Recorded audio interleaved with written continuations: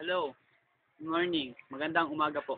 Ako po si Jerome Resio, taga Binangon ng Rizal.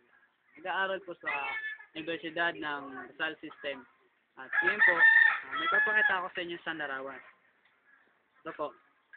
Isa po siyang bahay kubo. Isa po yung larawan na base po, ito po yung nakuha kong larawan dahil ito po yung sa akin nagpapakita ng pagiging isang makabayan dahil mismo sa umpisa, dito natin may papakita na sa pamilya pa lang o sa paggawa pa lamang ng isang bahay, napapakita natin ang isang pagiging makabayan.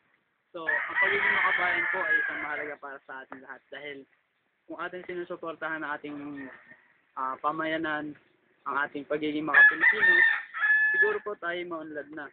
At kung ating minamahal ang sariling atin, malamang tayo hindi gumagaya sa iba, hindi tayo nagkakaroon ng mga imported na damit, na kasuotan, na kung tayo po ay makabayan, ating pong mamahalin, kahit po ang pambansang bahay natin ngayon ay wala na. So kung makikita nyo, ganun pa rin naman po, kawali, kasunganan po, ubong, hindi na po kasi ngayon natin maipagmalaki na ang mga ginagawa po ng Pilipino ay hindi na natin sinusuportahan. So, ito po ang napili kong larawan sa bahay ko po.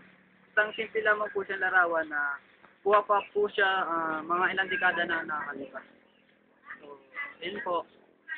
Nais ko lang po iparating. Sana po ang bawat isa ay maging isang makabayan, maging Pilipino mismo sa isip, sa salita at sa gawa. Yun lamang po at maraming salamat.